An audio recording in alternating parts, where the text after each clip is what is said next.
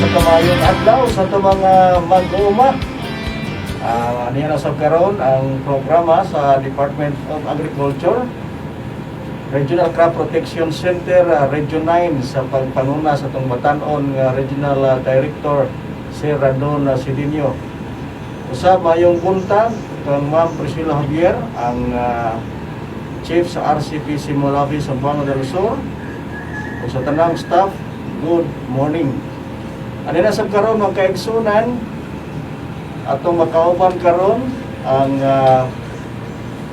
usa sa mga personahe sa RCPC Molavi nga si Ma'am Nova Jean L. Bomis, ang Science Research Specialist sa RCPC Molavi. Og Ma'am, good morning og welcome sa itong programa Pest Advisory. Good morning, Kuya Weng. Good morning sa tanan natong mga suking tipaminaw, no? Ang buntag ka natong tanan. Okay, mga kaigsunan, labi na sa mga mag-uuma karon, mga yung buntag sa makaduha pa, no? Ngayon kayon. O aniya karon mga kaigsunan, atong ihatag karon, no? Ang mga pangutana sa to ang personahe sa to ang RCPC Molavi. Ma'am, una pangutana, ma'am, may kalabutan kini sa to ang Pest Advisory. Unsa man ang Beauveria bassiana, o ikaduhang pangutana usab unsa ikatabang niini sa atong mga tanom kung atakihon kini sa mga peste.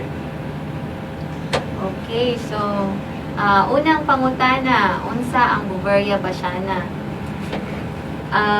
Ang Beauveria bassiana, no, bag-o kini nga biological control agents nga atong ginapadaghan dinha sa ato ang opisina sa Regional Crop Protection Center diha sa mahimutang sa Sudlon, Molavi sa Buanga del Sur.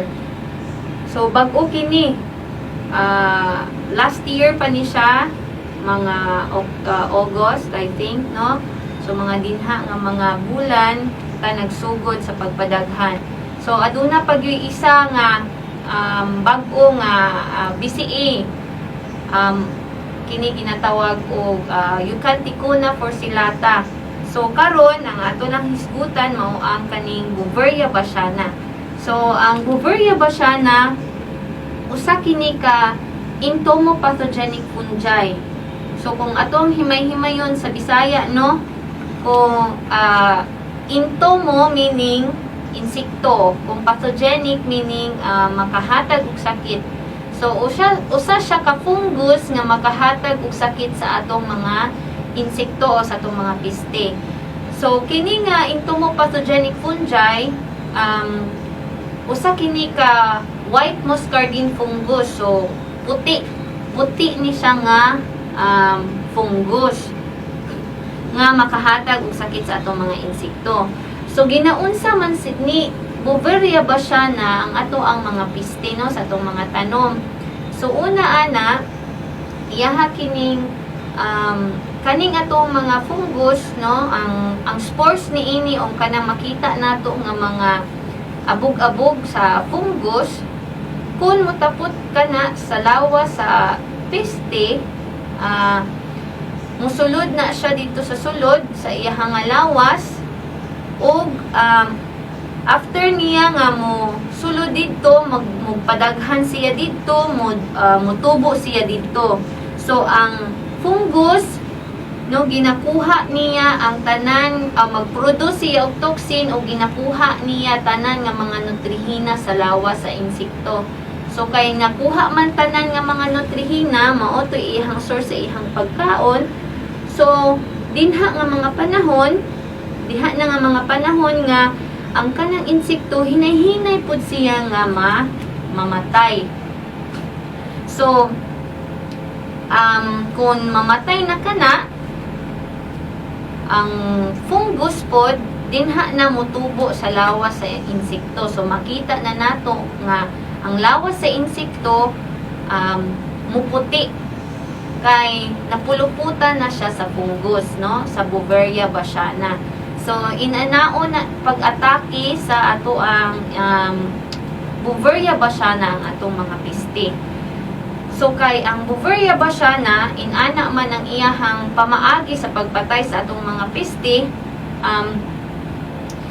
kun ang mga piste pod nga mo tugpa sa na infected na nga mga insekto, kana pod siya magtakod-takod kaning ato ang Bouveria bassiana. Once nga anaa na siya sa atong mga insekto, no, matapta na siya, mutakod pud siya sa lain nga mga insekto. So example ni ana ang rice black bug. So ang rice black bug, makita na nato siya, no, sa atong mga kahumayan, no, dinha sa lower portion sa atong humay. So sa dito dapit sa iyahang stem. So ang kung makita nato nga ana ang mga rice black bug o kining RBB, pwede nato na siya isprehan o kaning atong Bouveria bassiana. Once nga mutubo na dito, ma-infect na ang rice black bug ug naay mga healthy RBB nga mo tugpa dito sa infected black bug, so mutakod